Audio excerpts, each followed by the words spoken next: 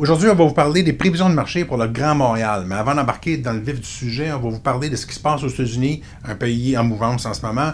On va vous parler aussi de ce qui se passe dans le reste du Canada. Vancouver, Toronto, c'est la catastrophe. Depuis 2 ans, les prix baissent de façon assez drastique. Le marché de la copropriété là-bas est énormément sous pression. Et on va vous parler de l'exception, qui est le Québec, évidemment, qui va beaucoup mieux que le reste du Canada. On va aussi vous parler, puis plus précisément, démystifier un petit peu les titres des journaux et des médias qu'on voit depuis un certain temps, parce que là, on commence à parler d'un ralentissement de marché. Ce qu'on parle en réalité, surtout, c'est un ralentissement des volumes, pas nécessairement des prix. Et on parle maintenant d'une bulle qui est peut-être en train de se crever, c'est celle des copropriétés qui, mettons, sont en ralentissement, puis peut-être même en baisse de prix. La réalité de ça, c'est que ce grand titre-là n'est pas tout à fait vrai. On a un secteur de Montréal, par exemple, Ville-Marie, Griffintown, Île-des-Sœurs, qui est sous pression à cause d'une augmentation de l'inventaire et qui représente des opportunités pour les acheteurs, mais en même temps, à peine 2-3 km au nord, on a des secteurs qui sont en surchauffe. Alors, dépendamment des secteurs qui vous intéressent, il y a des stratégies différentes, tout ça, on va tout démystifier ça plus tard dans la vidéo. Alors, les États-Unis, c'est nos voisins. Ils ont un impact assez important sur ce qui se passe au Canada. Comme toujours, on est très dépendant des États-Unis. J'ai mis la statistique ici. Le marché, depuis un an, est à la hausse de 1%. Ça, c'est de façon globale dans le pays. Mais ce qui est particulier aux États-Unis, c'est encore plus contrasté qu'au Canada. Là, si on compare Toronto et Montréal, ou la ville de Québec et Toronto, là, qui sont les deux extrêmes. Aux États-Unis, on regarde, il y a des villes dont les hausses de prix vont chercher 17%. Vous avez des villes en ce moment où les baisses de prix sont de l'ordre de 15%. Donc, à travers le pays, en ce moment, il y a énormément de mouvances de transit d'État en État et la fiscalité d'un État à l'autre change beaucoup. C'est un pays qui est en tumulte de façon permanente et ça peut avoir un impact sur ce qui se passe chez nous. Là, les taux d'intérêt devraient baisser un peu aux États-Unis. Le président met beaucoup de pression sur le président de la Réserve fédérale pour que les taux d'intérêt baissent, mais il demeure, avec les tarifs, tout ça, il continue à avoir de l'inflation. Alors, pour le moment, il n'y a pas d'impact sur notre marché, mais il va falloir suivre ça de près. De façon globale, les États qui sont plus près du Canada ont un marché qui est relativement stable, donc ça, c'est de bon augure.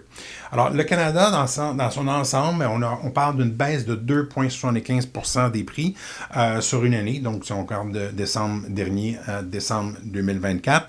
C'est pondéré évidemment au nombre de transactions. Alors, vous allez voir dans la prochaine écran, on regarde l'ensemble du Canada, j'ai mis différentes villes ici.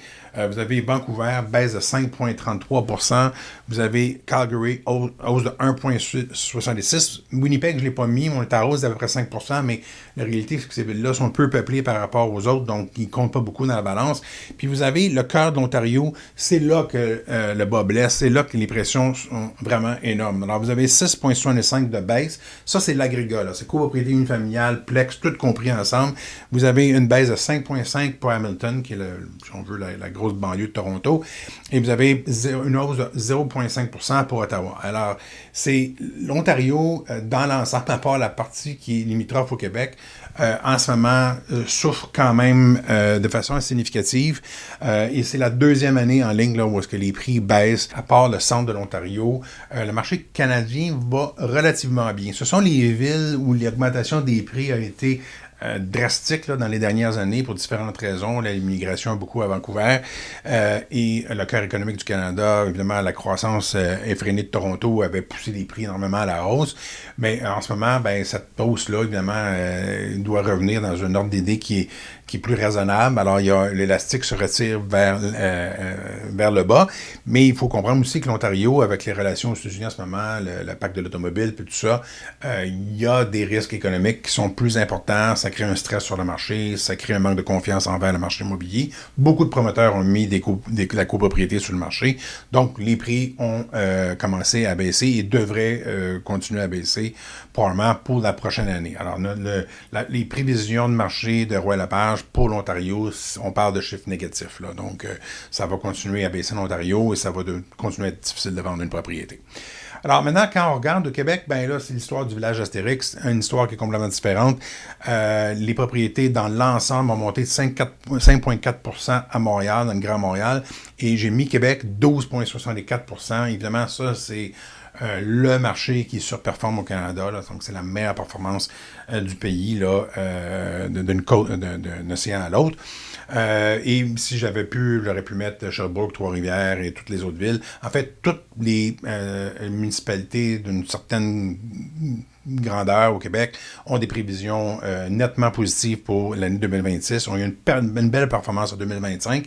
Le seul ville là, où est-ce que la croissance va être mitigée, normalement, ce serait Gatineau, mais Gatineau est un peu dans l'ombre d'Ottawa. Donc, à cause de l'impact du marché ontarien qui est juste à côté, ça calme le jeu un petit peu à Gatineau.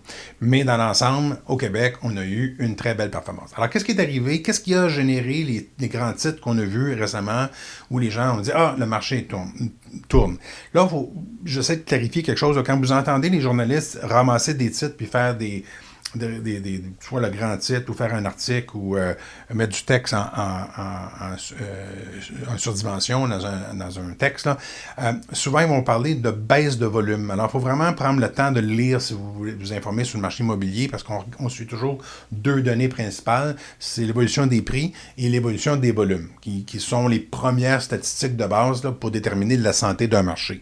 Alors, ce que vous avez vu surtout là, dans les statistiques qui démontraient peut-être un ralentissement de marché, de façon générale à l'automne, on ne parlait pas de baisse de prix. Il n'y a pas de baisse de prix qui ont été enregistrées dans le Grand Montréal entre 2024 et 2025.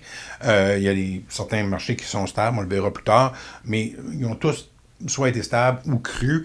Et puis quand je regarde juste, on les divise en copropriété, unifamiliale et plex, ben, on voit en même temps qu'il y a eu des augmentations pour toutes les gammes de produits. Donc, vous voyez une augmentation des prix ici pour les unifamiliales de Montréal, 7%, les volumes baissés de 5%.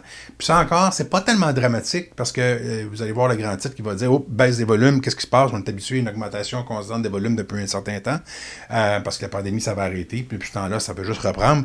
Mais la réalité, c'est que si vous vous souvenez, en 2024, les taux d'intérêt étaient en baisse de façon très rapide. La Banque du Canada a fait plusieurs baisses successives de 50 et 25 points de base. Donc, on était dans une période où est-ce que le marché s'est animé énormément parce que là, tout d'un coup, on changeait de niveau de taux d'intérêt.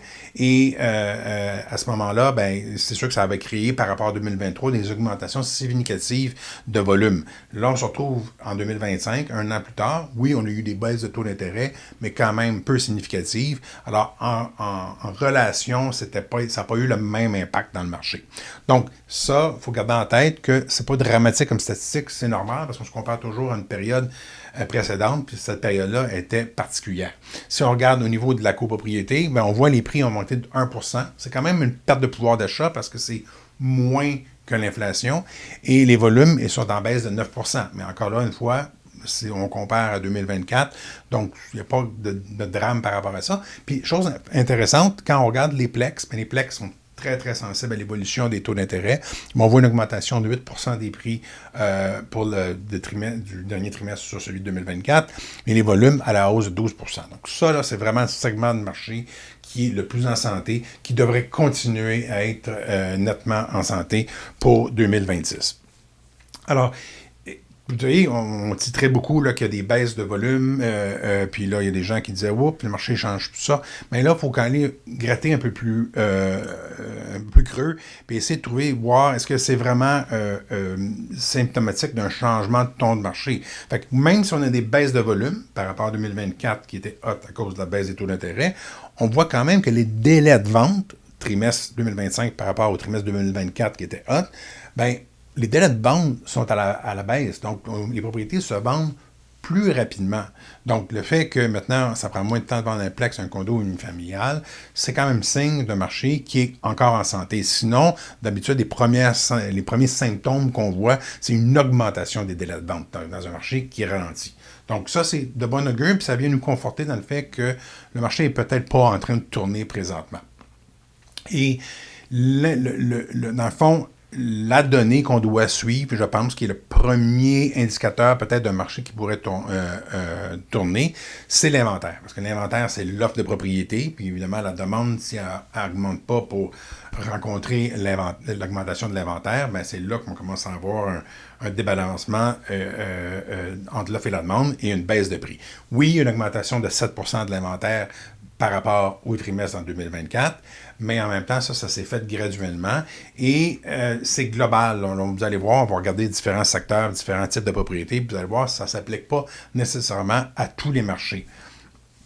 Alors, je vais vous présenter en premier l'évolution des unifamiliales et des copropriétés au niveau de l'inventaire. Alors, si vous voyez, le bleu ici, c'est les unifamiliales.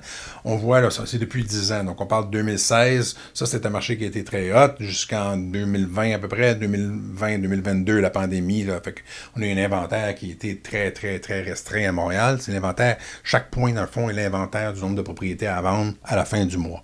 Puis là, bon, après la pandémie, on a eu une augmentation assez constante de l'inventaire. Stabilisation 2023-2024, le taux d'intérêt était élevé, puis tout ça. À un moment donné, l'an dernier, on a vu une baisse soudaine tout de suite après décembre. On a souvent des baisses en décembre, vous le voyez, là, c'est assez normal dans le marché parce que ce qui arrive, c'est qu'il y a très peu de nouvelles inscriptions qui arrivent en décembre. Il y a peu de personnes qui mettent la pancarte à vendre devant chez eux, donc ça occasionne toujours ces espèces de petites baisses-là. Mais rapidement, l'an dernier, l'inventaire a réaugmenté, mais pour se stabiliser puis commencer à redescendre pendant l'année, puis on a encore notre baisse en ce moment. Mais de façon globale, on voit que l'inventaire reste stable. Copropriété, l'histoire est un petit peu différente. Là, si vous voyez, on a commencé à reprendre une courbe qui commence à être à la hausse et malgré les petites baisses d'inventaire créées à chaque décembre de chaque année, on voit quand même que rapidement, ça remonte. Alors, ça va être intéressant de voir comment ça va évoluer cette année, mais il faut garder en tête qu'à chaque année, l'inventaire commence à être de plus en gros. Pour vous donner des chiffres, là, on parle d'à peu près un inventaire qui était à 2000 juste au début de la pandémie, puis qui a frappé le 6000 au début de l'automne. Donc, c'est quand même une augmentation assez significative. On parle de 3 fois plus de propriétés sur le marché. Oui, la population de Montréal continue à croître, puis tout ça. Donc, il y a une partie de ça qui est bien absorbée, mais ça rend le marché un peu plus difficile. Alors, puis c'est un peu, ça explique un peu aussi pourquoi, quand on vous dit de façon générale, puis une maison, je le dis toujours, c'est un investissement dans votre qualité de vie avant un investissement financier, mais quand vous achetez une propriété, sur le plan financier, les unifamiliales ont toujours tendance à monter plus que un condo. Ben, c'est à cause de ça. Là. Le condo, quand vous avez un marché qui commence à bien aller, ben, les promoteurs continuent à mettre du produit sur le marché, puis ça répond à l'augmentation de la demande à chaque fois, donc ça a tendance à calmer le marché. Là, on parle des taux d'absorption. Le taux d'absorption, c'est le nombre de propriétés que les acheteurs achètent. Donc, un taux d'absorption de 25% voudrait dire que chaque mois, les acheteurs achètent 25% de l'inventaire qui est sur le marché. Alors, on compare les unifamiliales en bleu, les condos en blanc. On voit les unifamiliales pour le Grand Montréal. Ça, c'est l'île de Montréal. Ces statistiques-là sont juste en bas de 20%, entre 18 et 20%. À partir de 20%, vous êtes un marché de vendeurs. Entre 15 et 20%, vous êtes un marché à l'équilibre. Et en bas de 15%, d'habitude, c'est un marché qui tourne à l'avantage des acheteurs. Alors, les unifamiliales, on est encore à l'avantage des vendeurs, malgré qu'on voit un petit ralentissement en ce moment, ce qui est sain, là. D'ailleurs, ça fait partie de nos prévisions. Mais les copropriétés, là, on est rendu autour de 10%. Là. À 10%, là, on est un peu plus dans le département des acheteurs en ce moment. Là, on commence à sourire un peu plus aux acheteurs. Ça veut dire que sur, mettons, 1000 propriétés dans un secteur, à Montréal, il y en a juste 100 qui trouvent preneurs, puis il y en a 900 qui restent sur le marché. Donc, souvent, les vendeurs prennent beaucoup de temps avant de vendre leur propriété. Donc, il y en a là-dedans qui ont toutes sortes de motivations différentes. Il y en a qui peuvent attendre 1 an, mais il y en a qui peuvent attendre moins que ça. Et bon, c'est là qu'il y a des gens qui deviennent plus négociables. Et c'est là qu'on peut faire des bonnes affaires. Là, je vous montre 2 secteurs complètement différents pour Montréal. Alors ça, c'est le même secteur, là, l'inventaire, l'absorption. Ça, ici, je vous montre Rosemont et Villeray combinés ensemble. Vous avez l'évolution de l'inventaire de propriété. Alors, on est dans les condos. Rosemont, Villeray, combiné.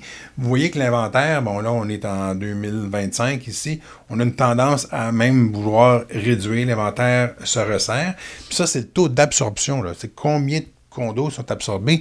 Puis là, vous voyez, c'est 20%, 40%. Là, on est à peu près à 30%. 30% de l'inventaire de ces 2 secteurs-là, dans la copropriété, sont absorbés chaque mois. Là. Fait qu'un vendeur, normalement, il se dit, en dedans de 3 mois, là, mon condo va être vendu parce qu'on aura passé 100% de l'inventaire. C'est le prix raisonnable, évidemment. Là.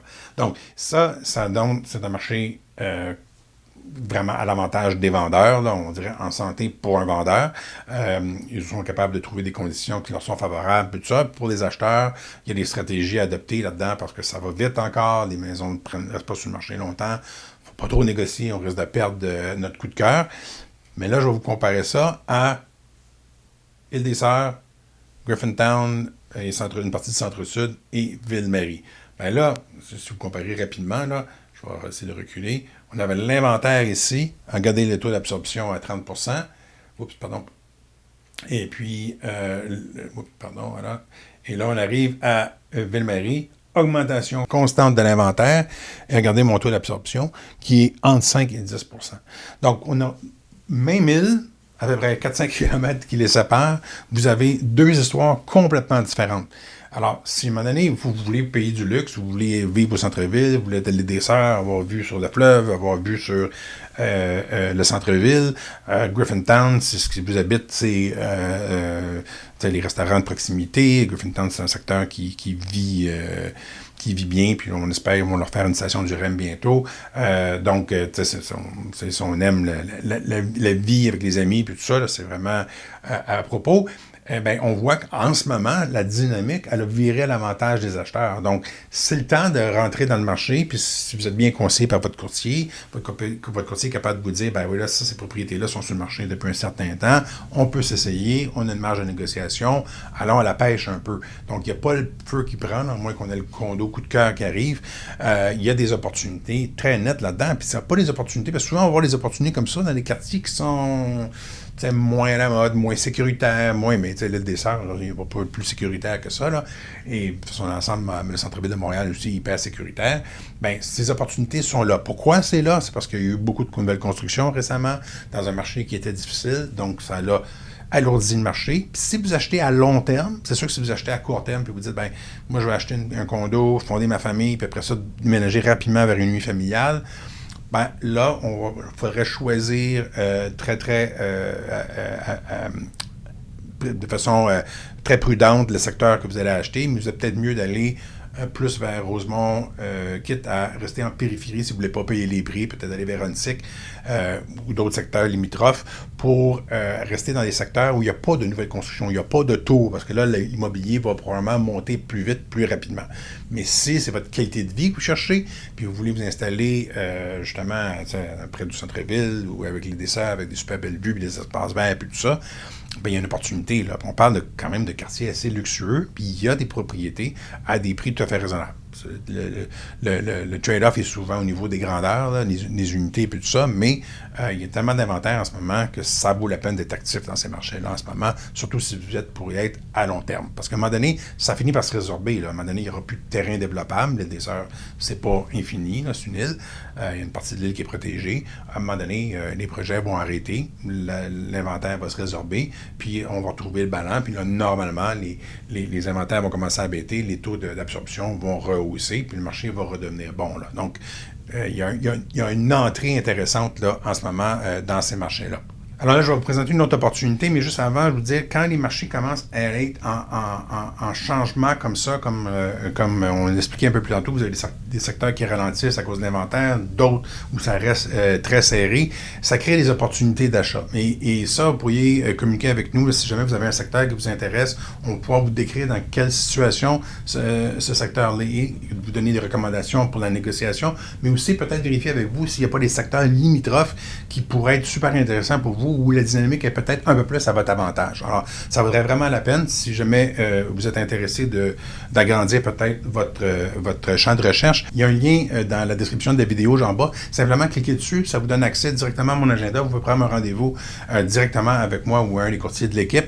Puis, ça va me faire plaisir là, de prendre le temps qu'il faut pour regarder ça avec vous. Quel secteur où est-ce que les meilleurs achats se présentent présentement. Alors, l'exemple que je vais vous donner, comme vous avez à l'écran en ce moment, c'est que vous avez Huntsic, les unifamiliales, qui depuis un an vont augmenter de 11 %. Puis ça, là, c'est pas 11 % cette année, mais il y a eu un autre 6-7 % l'année précédente. Donc, il y a une augmentation de prix quand même assez importante. Vous avez Ville-Mont-Royal, qui est située juste au sud. C'est depuis 2022 là, que j'avais mis comme fluctuation, pardon. Donc, vous avez 11 % ici, 17 % à Ville-Mont-Royal. de baisse, qui est assez substantielle. Ça a été pour différentes raisons. On n'avait pas le train à Ville-Mont-Royal, l'histoire de Donald Trump et la bourse qui est tombée au début de l'année. Ça a causé un stress dans le marché du luxe. Les prix ont continué à baisser. Mais là, à un moment donné, vous avez des maisons qui sont quand même pas si différentes dans les deux secteurs. Vous avez une SIC qui monte, Ville-Mont-Royal qui baisse. À un moment donné, il y a certains marchés luxueux qui commencent à être pas chers à Montréal. Ville-Mont-Royal vient de regagner son train de banlieue, mais là, de façon un peu pimpée, là, parce que maintenant, il y a les arrêts pour les universités, il va y avoir l'aéroport, puis tout ça par rapport à l'ancien train. Donc, il y a des opportunités qui se présentent, comme par exemple Mont-Royal en ce moment. Alors, ça, je vous encourage vraiment. Là, vous avez des secteurs, des fois, les gens vont me dire, on cherche Outremont, Ville-Mont-Royal, NDG, ou d'autres secteurs dans la copropriété, une familiale, peu importe. Je vous encourage à nous appeler, puis prendre rendez-vous, puis on va vous les analyser, là, chacun des secteurs, puis vous dire, parce qu'à Montréal, vraiment, en ce moment, là, tout n'est pas uniforme. Puis c'est vrai pour la copropriété, puis c'est vrai pour l'une familiale. Alors, je vous encourage vraiment à communiquer avec nous. Le Royal Lepage produit des prévisions de marché par ville pour le Québec. Donc, si jamais vous voulez avoir le rapport complet des prévisions, n'hésitez pas non plus de le demander, simplement de l'écrire dans les commentaires en dessous. Ça va nous faire plaisir de vous l'envoyer, nous envoyer un DM. On parle de prévisions en ce moment, juste parce qu'on parlait de prévisions, donc je dois y revenir. Pour Montréal, l'unifamilial, on parle d'une augmentation de 5% comme prévision sur la prochaine année. La copropriété, 2,5%. Ce qui est à peu près l'inflation. Donc, ce sont des augmentations de prix qui sont sobres, mais quand même constantes. Mais comme on vient de voir dans la vidéo, ça ne veut pas dire grand-chose parce qu'il y a tellement de dichotomies à Montréal en ce moment. Il y a tellement de différents marchés qu'il faut vraiment la regarder de façon micro, puis l'analyser de façon micro. Le seul ombre au tableau, qui pourrait être un ombre, mais ne pas l'être, là, j'avais mis le visage du président américain ici, évidemment, c'est tout ce qui se passe en ce moment aux États-Unis, c'est tellement erratique qu'on ne sait pas trop comment ça pourrait impacter les marchés. Alors, on n'en tient pas compte. Ça, c'est vraiment des prévisions qui ont été faites à base des prévisions économiques, des mouvements de population. Est-ce que, puis c'est encore drôle, il faut faire attention parce qu'on pourrait dire, ce qui se passe aux États-Unis pourrait avoir un impact négatif au Canada. Ce qui a eu un impact négatif l'an dernier, c'est le fait que la bourse a tombé. Ce qui se passe en politique n'a pas nécessairement d'impact direct, ça n'a pas un impact dans l'économie. Et tout comme on pensait à la pandémie, quand la pandémie est arrivée, là, quand le 15 mars, le gouvernement du Québec a fermé l'économie, on s'est dit, même le marché immobilier va tomber, là, ça va être la catastrophe. Là. Finalement, le marché immobilier a explosé. Alors, est-ce que ce qui se passe aux États-Unis, s'ils commencent à avoir des problèmes politiques importants, ça pourrait créer une vague d'immigration vers le Canada qui serait vu comme pays refuge. C'est pas impossible. Dans ce cas-là, ça aurait un effet positif. Puis ça pourrait aussi avoir un effet négatif sur l'économie globale d'Amérique du Nord. Et puis là, avoir un impact négatif. Alors, ça, c'est difficile à prévoir, comme j'ai laissé le Donald dans le coin, là. Mais c'est à surveiller quand même. Ça demeure un élément très variable là, qu'on ne peut pas prévoir pour le moment. Mais de façon générale, on est positif pour le marché de façon globale. Et ce qui est intéressant cette année, c'est qu'il y a des opportunités d'achat dans le marché, ce qu'on n'a pas vu depuis très longtemps. Alors, si jamais ça vous intéresse d'en discuter plus, puis si vous avez des secteurs dans lesquels vous discutez, si vous avez des projets immobiliers pour 2026, puis mettons que les projets sont plus larges, puis vous voulez les préciser, n'hésitez pas à cliquer sur le lien, prendre un rendez-vous avec moi, ça va nous faire plaisir de vous accompagner dans l'année à venir.